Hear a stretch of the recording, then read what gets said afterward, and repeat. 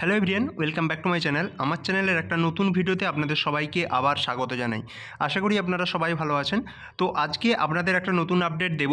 তো আপনাদের একটা পরীক্ষার কিন্তু ইন্টারভিউ শিডিউল আবার পাবলিশ করা হয়েছে।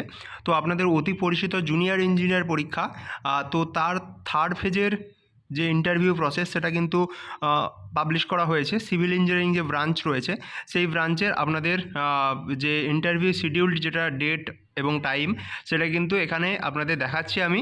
তো এখানে আপনাদের ইন্টারভিউ সেটা শুরু হচ্ছে, আপনারা দেখতে পাচ্ছেন যে 2/12/2024 অর্থাৎ 2রা ডিসেম্বর 2024 সোমবার থেকে। এবং এখানে প্রত্যেক দিন আপনাদের দুটো করে শিফট থাকবে, অর্থাৎ 11টার সময় এবং 11টা থেকে একটা ফার্স্ট শিফট এবং 1:30টা থেকে আপনাদের সেকেন্ড শিফট হবে। এবং এই পিডিএফটা কিন্তু পাবলিশ করা হয়েছে অফিসিয়াল যে ওয়েবসাইট সেখানে। তো এখানে প্রত্যেকের রোল নাম্বার এবং তাদের নাম কিন্তু মেনশন করা হয়েছে।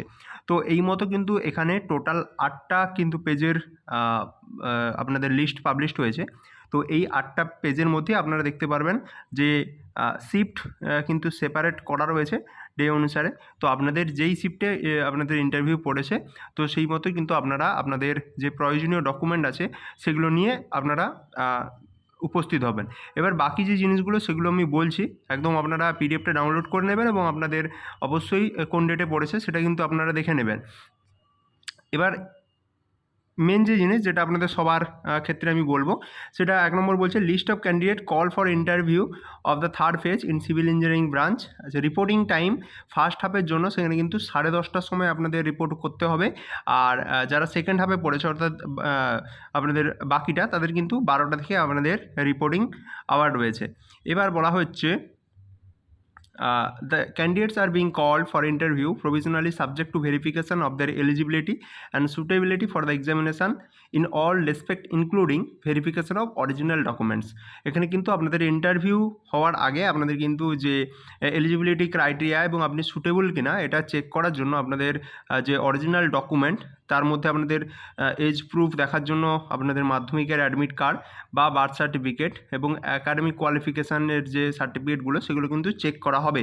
তো এই জন্যই বলা হচ্ছে candidates are requested to follow our official website regarding further notification for online verification.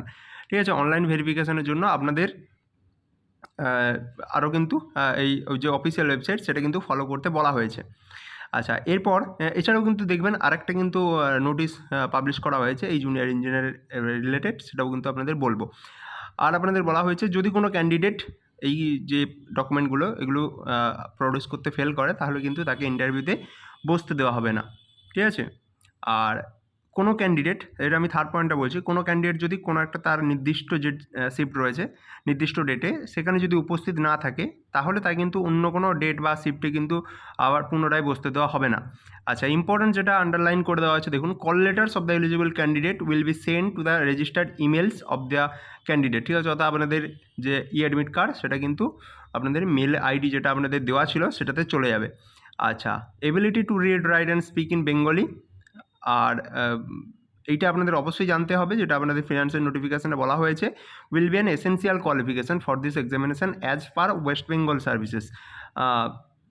তো এইটা আপনাদের যে ফিনান্সিয়াল নোটিফিকেশান আছে সেখানে কিন্তু বলা রয়েছে, এখানে তার নোটিফিকেশান নাম্বার কিন্তু শো করছে। এবং আপনারা যদি অন্য যে মাদার টাং যাদের রয়েছে নেপালি, তাদের জন্য কিন্তু এই যে এটা সেটা কিন্তু দরকার নেই এই পয়েন্টটা। আচ্ছা, if at any stage even after issue of the letter of appointment a candidate is found ineligible in terms of advertisement, his or her candidate will be cancelled without further reference to him or her। ঠিক আছে, এমনকি তার যে joining letter, appointment letter, সেটা যদি issue হয়ে যায় এবং তারপরেও যদি দেখতে পায় যে সে ইনএলিজেবল, যদিও এগুলো হয় না, তো সেক্ষেত্রেও কিন্তু তাকে ক্যান্সেল করে দেওয়া হবে, তাকে ইনএলিজেবল বলে ঘোষণা করে দেওয়া হবে। তো এই হচ্ছে টোটাল আপনাদের 8টা পেজের এই পিডিএফটা। আপনারা অবশ্যই যারা যারা জুনিয়র ইঞ্জিনিয়ার এক্সামটা দিয়েছিলেন এবং ইন্টারভিউর জন্য ওয়েট করেছিলেন, তাদের জন্য কিন্তু শুভেচ্ছা রইল। ধন্যবাদ।